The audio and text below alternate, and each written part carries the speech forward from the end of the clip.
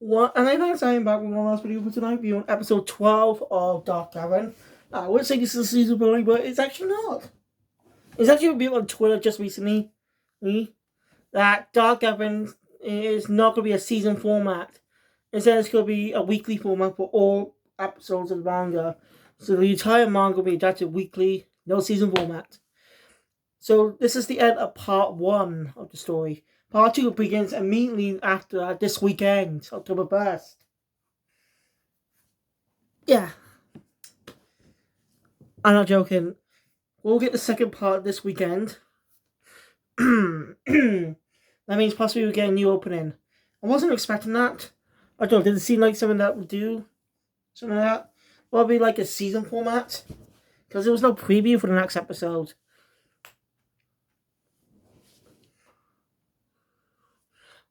Maybe because the core was not even Core 2 wasn't even being animated at the time.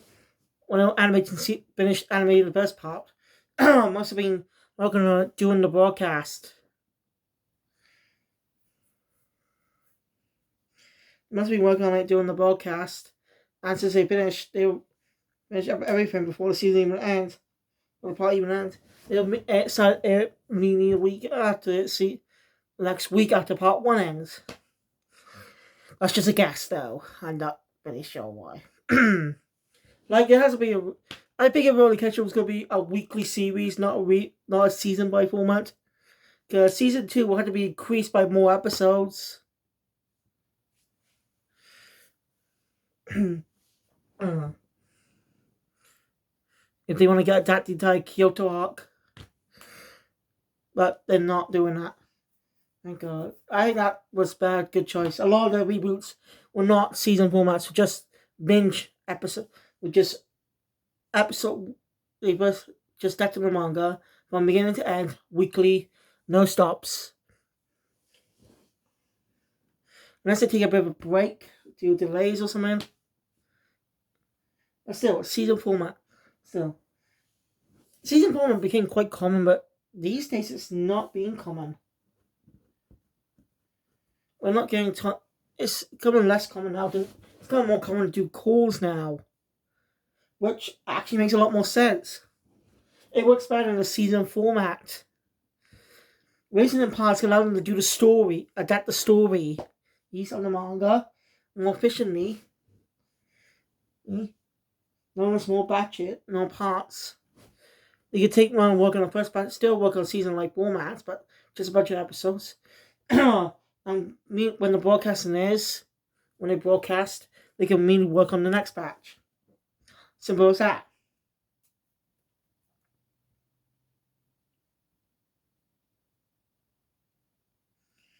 So I'm looking forward to see Core 2 this weekend. And we possibly get a new opening and ending.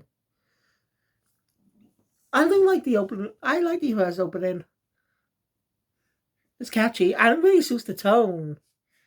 With the spooky tone in the background of music. And it makes sense to have the second part broadcast on October 1st. It'll be broadcasted from the entirety of October. All the way up to December. So that's perfect for the spooky season. I'm surprised they didn't even do that in the first place. Now I think about it, I'm surprised they haven't done that before. They could have saved Dark Gavin premiere till this month, till October, because it suited that specific time. Jujutsu Kaisen can be a little creepy, but not scary. So, yeah, Nero Chainsaw Man, so they're not suited for the Halloween time slot. But since this season is more focused on ghosts and spooky stuff, more creepy, it suits the Halloween, the spooky tone of Halloween, which is next month. I'm gonna get my PlayStation sorted out pronto. Okay. I got Spider-Man 2. I pre-ordered Spider-Man 2. And it's coming next week. Not next week, it's coming later next month. So I want to fix this so I can play it. I've been dying to play that game. As anything else. I already played the first two and reviewed them on the channel, on my game channel, Joker. So I haven't talked about the episode. No, it's not. I can still give my thoughts on Dark Aaron, but it's not going to be a season format this time now. But I could give my thoughts on the first part, the first core in a way. So they're really broadcasting their second core straight away 1 week after the first part's end. That's interesting. But they still have other anime recent season format. Like Mashle, earlier this year. Was 12 episode 1. It is in season format. Season 2 premiered early next year. Pardon me a sec, I gotta do some business. Sorry about that. Right, let's get into the review. So the episode opens up with a slight recap. Continue where we left off. Sort of. We actually cut to where we left off with Yayoi. So it turns out she's not dead. That wasn't her. Yayoi managed to survive thanks to the spirit on her. Thanks to the spirit. And because Kato screams, she managed to break out a chance and capture the old woman. So she goes to look for. After that, she goes to look for Kato. Then we cut back to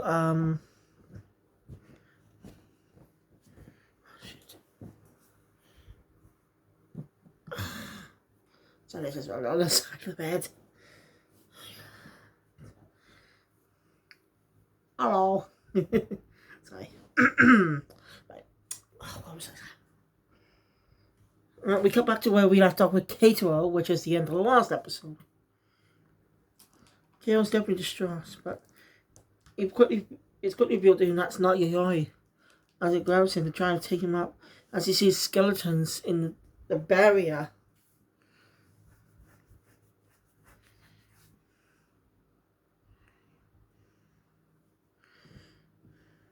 I mean, Yayoi comes in to see Kato.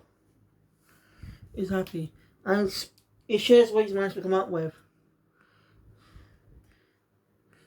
I'm not going to repeat it, so if you want to get more detail, just watch the episode. Basically, they just catch people and put them up. Basically, they just. Reason there's no more deaths is because the bodies never left. The spirits kept the bodies even after death.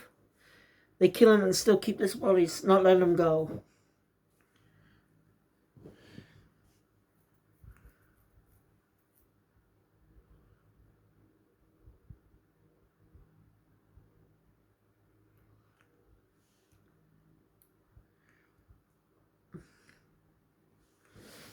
So, that's tough. Kid one is only going to be but Yayoi already has a plan. Using the graduate, the priest.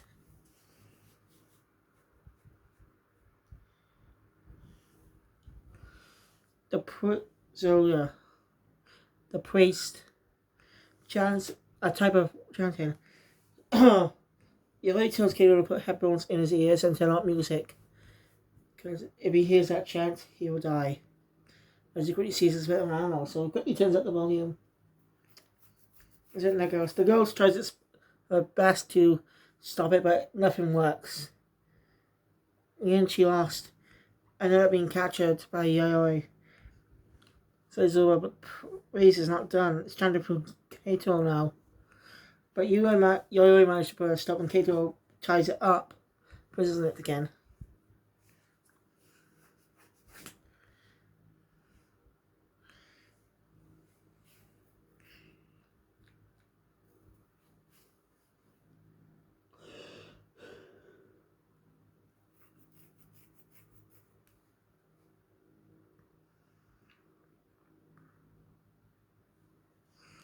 Kato managed to stop.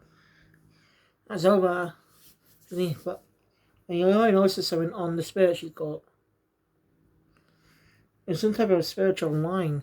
So they follow it. I find a talisman with an arm in it, buried underground. Seeing how the spirit's gone crazy over it, Yayoi cuts the thread. The ghost gains its composure and actually gains more, goes back to being normal in a way.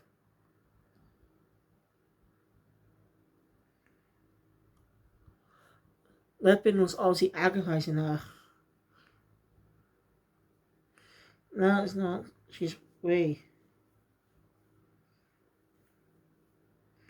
So I'm gonna make sure to put this somewhere, take this somewhere away. The ghost may have been affected by that talisman, but she still killed a lot of innocent people. So she is still being punished. She just didn't want anyone to forget. She just couldn't forget that tragedy that day. It's emotional for her.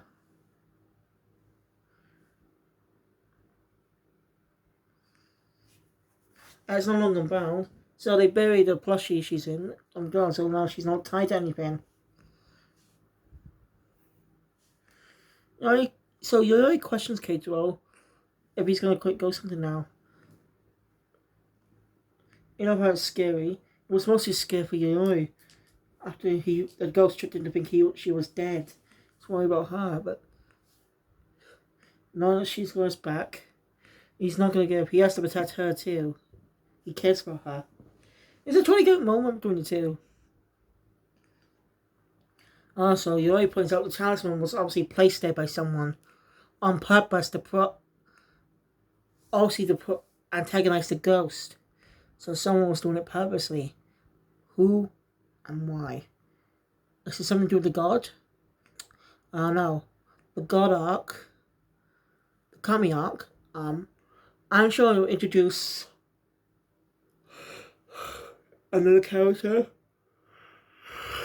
I'm sure I will make a return after that. Like, she's only appeared in, like, what? 3 episodes? Before leaving to go to her brother's funeral service or something?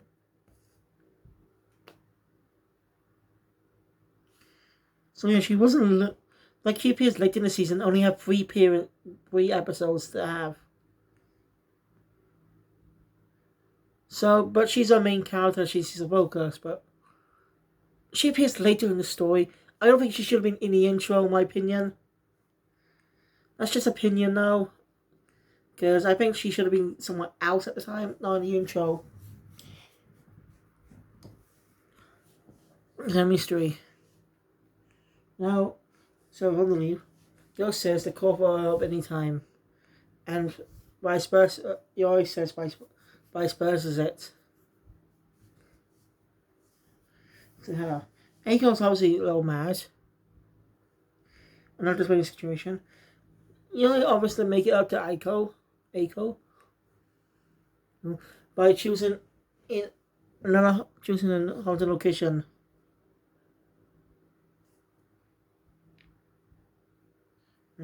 This time they're gonna be heading to the tunnel. Tunnel in Tokyo. One of those haunted places there. That's swank. Gail was definitely scared of the encounter they had before.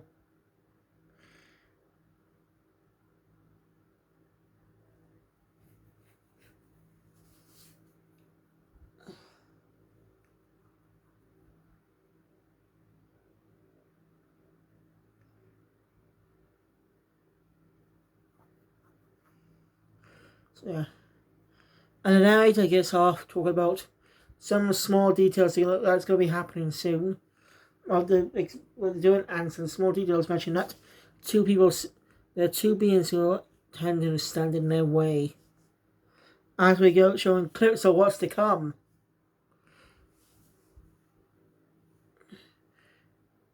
Whoever these 2 are, they must have a reason. Do they work for this god, or have their own motivations? I don't know, but we'll just have to wait and see for the next few weeks. I'm excited.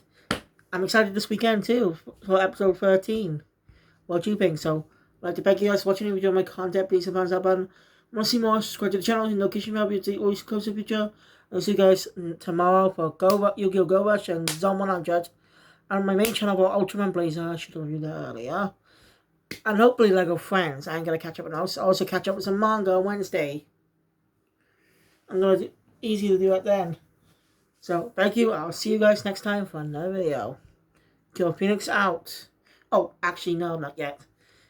I want to read Animated Force in the series first before going, even though it's not over. It's first best review it now since I thought it was going to be a season. So, it was a good series. It's good so far. I love the characters. I'm not really a horror buff. I've never seen a horror film.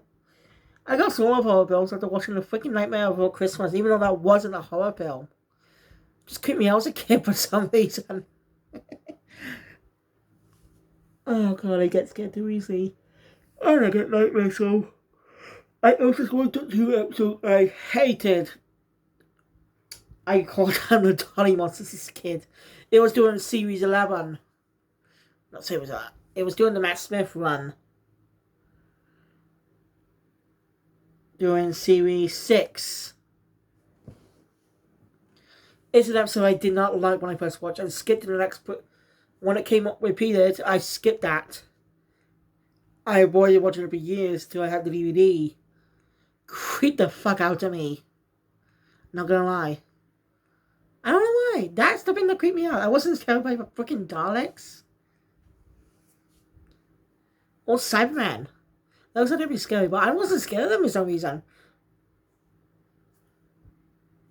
I have weird interest. I may give a horror film a chance one day. But I'm gonna may not answer next month's October. Maybe. Like, if you do have a horror film recommendation, let me know in the comments below. And I'll be watching it during the day, not night. That'll be that way. It won't be scary for me. So sorry for your horror buffs out there. I'm not trying to shit on your parade. You like it, it's your thing. I'm not saying it's bad. Saying I'm not really a horror buff myself. So, you know, I like watching YouTube plays of horror games and jump scares. I don't get myself sometimes either. So again, and the series is doing great. I only have 2 volumes in the manga. Volume 3 is coming out sometime late next month. Volume 4 releases early next year. The volume release is a little off, in my opinion. I think Volume 1 should release a few months, like a month or 2 before the show, like a month before the anime's premiere. And the volume released during I know the exact month of the anime's premiere. You know?